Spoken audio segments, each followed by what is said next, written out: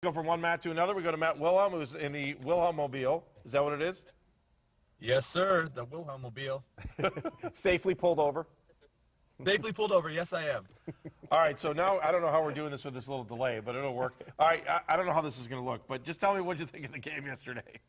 You know what? It was very frustrating, and I think, as most Browns fans will say, it was a tale of two halves. And I think that, the one thing I talked about on the post-game show yesterday was almost coming out in the second half, we just felt like we could continue with our game plan and continue the first half dominance that we developed in the mid-first quarter and second quarter against the Detroit Lions. And it looked like Detroit went into halftime and made a bunch of changes.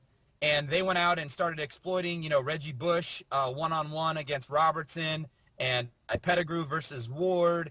And Matt Stafford just really felt like he didn't have Calvin Johnson at his best and went to his other assets and just kind of nickel and dimed us. And then, again, you looked at the matchup with Fourier, again, on anybody, really, at 6'7", 250 pounds was a great matchup for them, and they used it to their advantage. All right, Matt, I know maybe you can answer this question because you know him better than I do. Rob Sims. I watched Rob Sims blow guys off the line yesterday, and I sat there and as I watched Rob Sims, former Buckeye, as well as you, Matt, and, I watched him and I thought to myself, why in the world is he not a Cleveland Brown? He should have signed here, and for some reason Mike Holmgren didn't sign him, and I look at what he could be in this offensive line right now and just go, what was Mike Holmgren thinking? There's been many times, and even in my career, when I was released by the Chargers or, in between teams with the 49ers or the Packers that, everybody within my family or close circle or, even you, for God's sakes, it's like, why not Matt Wilhelm? And it's so easy to say because you have that personal relationship as, covering us as Ohio State Buckeyes and being homegrown Ohio kids. And sometimes it just doesn't work out that way. It's such a business. Looking back, you think of Rob Sims at right guard would be a great asset for us, especially with a run game that's kind of wishy-washy and our protection that fails, or a right side that kind of is a big letdown at this point, through the season, getting pressure on a quarterback, especially like Brandon Wheaton, who holds onto the ball. He would be a very, very viable asset for us. All right, Matt, we appreciate it. We know you stopped off on the side of the road to talk to us. So Ohio State this weekend, my friend. Am I going to see you this weekend or are you busy? Oh, I'm all in, buddy. All right, let me Matt know. Wilhelm's in for our Ohio State postgame show on Saturday. Thanks. This is why I put you on the spot, so now you're good. All right, brother. All right, we'll talk guys. to you later. Matt Wilhelm, Thanks, definitely Matt. a friend of the show, and you can see him on the Ohio State postgame show right here on News Channel 5 with Ohio State taking on Iowa this weekend. What do you want to do here, my friend, Eric the referee? Josh Cribbs is waiting patiently. Cribbs waiting up next, so we're serving him up hot and fresh right here this morning. Josh, a little bit more about yesterday's game. You rebound this week. You got a big game against the Packers. Where does the focus need to be, and how do the Browns get better? It's simple. I don't think they played too bad on offense and defense as far as like the playmakers. We have to go back to Wheaton. He just has to play better. Better football as far as hitting the checkdowns, as far as making the reads and the progression that the front office want him to make. And that's simple. Whatever Chajinski won out of once from Wheaton, he has to make that happen. Or they do need to start looking for it to make a change because week in and week out, the quarterback play is the biggest thing for this team right now. It could either make or break them. They're not, excellent on defense. They're not excellent as far as playmakers, but they are a little above average, as they've been through the years. The defenses have been a little better this year, and the offensive playmakers, as far as Josh Gordon, he had 7 catches, 126 yards. He's doing pretty good. You got running backs that can catch the ball out the backfield. You got a tight end that can catch the ball. You got other receivers that's complementing your main guy in Josh Gordon. And what don't you have? What are, the faulting, points in your offense? And it comes back to the quarterback play. I'm friends with Wheaton, but, he has to step up, and he has to change his game around. His favorite target is Josh Gordon, but at the same time, that's not how this offense is going to have success, especially when you're facing good teams that can, shut that guy down or, shut away what's been the norm for you. And they know he attacks the football. They watch film like anybody else. Our quarterback play must be consistent. It must step up in order for us to go, forward for the future. And, the defense, we can't rely on the defense every week to, create turnovers.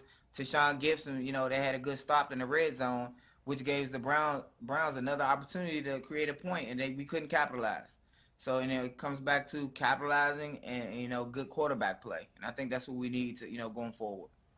All right, Josh, hey, we appreciate it. We'll talk to you again next week, and thanks for getting up with this morning, and we'll do it again next week, too. All right, guys, take care. Josh, Thanks, thank Josh. you very much. Great job by Josh Gribbs again, giving us insight that nobody else can do. All right. Next up, I think it's here on Road Deli, isn't it? Yeah, Is that where we're going next? got some people Throwing lined out our up. hand, it's going to hit that van. There we go. Oh, we got problems out there. Hey, Rick, can you hear us? Best laugh in the world. Rick, hey, it's Andy. Can you hear us? You still have your earpiece in? Yeah, I can hear you. All right, what are the folks eating over there, first of all? It looks pretty good. Boy, what the guy in the striped shirt is eating looks very yummy. Yeah, it's a ham and cheese omelet. Oh, that looks good. And how about the beautiful woman on the end there? She has a 3 over medium. 3 over Three medium. over mediums. Is that the hot seller this morning or what? She's hungry. What? Is that the hot seller this morning? The Oh, three- yeah, eggs are, yeah. Yeah, 3 over medium. That's always a hot seller. Yeah.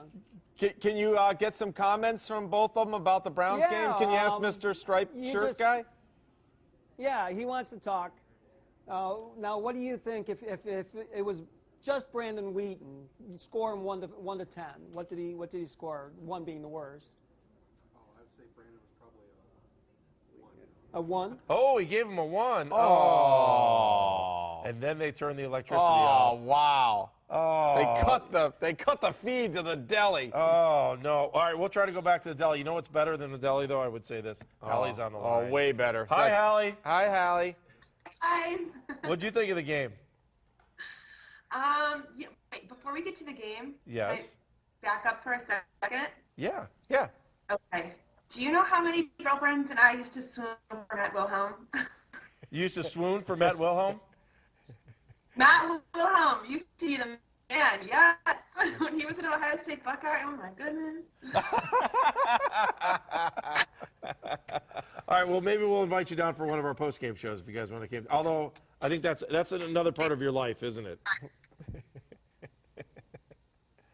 All right, Hallie, give us one quick thought on the game. Give us one quick thought on the game. Oh, she froze up. Disappointing. All right, disappointed. That's your one quick thought. Hallie, we'll do it again next week. Thank you. Appreciate it. I'm getting the rush sign out here. Yeah, she's freezing up. She's going to play the piano for us this morning. You know we love you. Thank you, Hallie. All right, real quick, Eric, the referee. What are we doing next? You want to go back to the deli? You want to We're go going to to Kenny Rhoda. Kenny Rhoda's Kenny waiting Rhoda, patiently. look at this. He's doing a great job telling us exactly what we're doing. Hi, Kenny. Hey, I want to change my my thoughts from earlier. I was just looking at the stats for Brandon Wheaton. 56% completion percentage, 71 quarterback rating, more interceptions than touchdowns. Cut him. Get rid of him. Bring somebody else in. I was just looking at the numbers, and I went back and looked at my timeline on Twitter, and as soon as he made that underhand pass or sideways pass, I said cut him yesterday too. So you know what? Go out, bring somebody else in. I don't care. At this point, the quarterback situation should be up for grabs. How's that? Just like his pass was. You really want to cut him? You want to straight out cut him? I'm joking. Okay, Come on. I wouldn't cut him, but I do. I want to. The gutter only motion yesterday when he threw that pass. Come on, let's be honest. We all probably said get rid of him, cut him, do something else. So they've got to explore some options here, and we'll see if Banner and Lombardi are going to do that. I think maybe they'll give them until the bye week. I was just looking up here at my schedule. Maybe until the bye week, and if things don't get better, if the interceptions are more than the touchdowns, then you could see a move made at that point in time. But they're going to have to explore some options, guys, because the numbers are very similar to last year. The more things change, the more they stay the same. How do you look at the interception, though, Kenny? Because afterwards in the postgame, he's telling us, I'm just trying to make a play. He was about to be sacked. He had a guy in his right ankle, so he couldn't turn and throw the ball into the ground like he would have liked to in front of the feet of the receivers. He said he tried to flip it high over the head of Obadiah. Right. Yes, he said it was a boneheaded play, and obviously would have liked to have it back. Stop right there. Boneheaded play. That's all you need to hear from Brandon. He admitted it was a boneheaded play. That's all I need to hear from him right there. He made the mistake. That's 2 costly interceptions yesterday in a game that was still up for grabs, and he continues to make the same mistakes. As I was waiting to come back on with you guys, I went through some box scores. I looked at last year's numbers. numbers, this year's numbers, looked at what Hoyer has done, and you know what? As a backup quarterback, he might not be a bad guy to have on your roster. As your starting quarterback, no, he's not a starter in the National Football League.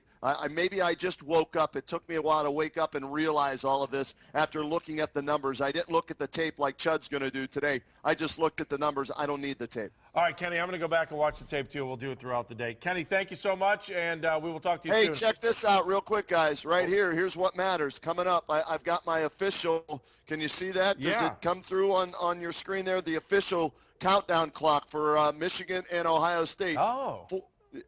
Give it to us. What is it? 47 hours, 5 hours, 34 minutes, and 1 second left until the Buckeyes complete an undefeated regular season against the Wolverines. Outstanding. But wait, before you go, it's October 14th, 8:26:07, and Michigan still sucks. Love you, dude. Thank you. Good job. Outstanding. Matt Wood is on the line. We're going to check in with Matt from Dogs by Nature. Hi, Matt. How are you? Fantastic. Yourself, gentlemen? Oh, we're good. What did you think of that game yesterday? So tough. I mean, I know everyone wants to blame Brandon Weeden, and it's so easy to do. Just a horrible decision that really, is the one thing you take away from that game. But I personally was really disappointed in the coaching staff as well in the second half. You look at how they went away from the run game. Only 5 runs in the second half against the Detroit Lions when you had a 10-point lead at halftime. At some point in time, you have to ask the coaching staff if you're really putting Brandon Weeden in the best position possible. You're kind of setting him up to fail, and came through in flying colors yesterday with just the worst interception you'll ever see. All right, Matt, how do they rebound this week? I think you have to go back to the run game. You look back at against the Bills, he gave the ball to Willis McGahee 26 times. It wasn't, the prettiest 26 carries in the world, but you kind of gave Brandon Weeden a little bit of protection. Then you're able to work off the play action, and obviously Josh Gordon and Cameron are able to do the best down the field with that kind of protection. You got to help out Brandon Weeden a little bit. He's not going to be like a Tom Brady or a Peyton Manning that can just win the game all by himself. You have to do things around him to kind of help him out, and that starts with the run game. All right, Matt, thank you very much. We'll read you on Dogs by Nature. We appreciate it. Anytime. Take Thanks, care, Matt. man. Matt Wood right there. All right, let's go to Garrett Downing, who's from Ravens.com. Hi, Garrett. Hey, Garrett. Hey, guys. How's it going? All right, so the Ravens yesterday, tough game against the Green Bay Packers. What happened there? I mean, basically what it came down to is the defense played a really solid game for about 3 quarters. The offense took until the fourth quarter to get going. They had only 3 points, so they got to the fourth quarter, and then they had a couple of late touchdowns and a late rally, but it wasn't enough. And I mean, that when you hold the Packers to you limit them for 3 quarters, then in the fourth quarter they're bound to break out at some point, and so they they ended up getting drives and kept the ball, and they were able to run out the clock at the end of the game. And the Ravens just the offense took too long to get going. That's been a theme throughout the season. Do you sense that they're getting any better as they move on? I mean, about 3 weeks, we're going to see them here in Cleveland. I know Baltimore is passionate because they're so used to that team just being dominant in the division, but is there any sense that this team's going in the right direction even after a game like yesterday? I think defensively the answer is yes. I mean, they held Green Bay throughout most of the entire game, and that's not easy to do, obviously, with Aaron Rodgers on the other side of the ball. Offensively, I think there's still a lot of questions, especially in the running game. The Ravens haven't been able to run the ball at all with Ray Rice and Bernard Pierce, who are two of, a great 1-2 punch in the NFL. They haven't been able to move the ball at all on the ground, so that's something they've got to figure out if they're going to be successful down the stretch, especially in the AFC North. All right, Garrett, last question for you. How do the Browns beat the Packers next week? You got to find a way. You capitalize on turnovers. You got to find a way to limit Aaron Rodgers, and you got to score. I mean, you can't wait until you can't put up 3 points for the first 3 quarters and expect to win that game. You got to put points on the board. It can be a little bit of a track meet with those guys, but that's what you have to do. All right, Garrett, thank you very much. Next time we'll get rid of that Ray Lewis poster that's on the wall. Got to be honest with you. Thanks. Thanks, Garrett. Thanks, Appreciate Garrett. it. All right, another edition of Dogs on the Run is coming to a close. You have 10 seconds for a final thought. Well, I'll tell you, 2 big games down the road. You got to split. You got to come out with a split before you come back home against the Ravens. Well, Brandon Weeden's got to figure out something, or they got to figure out something with the quarterback situation. That is it for another edition of Dogs on the Run. We want to thank Josh Cribbs, Kenny Rhoda, Craig Lindell, Roger Shenway, the Huron Road Deli for letting us hang out with them this morning. Again, it's been great, and we invite you to participate next week. 216-431-3820. Write it down in your fridge. We'll talk to you next week. It's Dogs on the Run. Oh, no. I'm the Angry Browns fan, and I bring your post to life. This week, the Cleveland Browns lose to the Lions, and Brandon Weeden, well, he got fans angry this week. I'll say this for Weeden, he can slide better than Hoyer. Someone please tell TJ Ward he's allowed to use his arm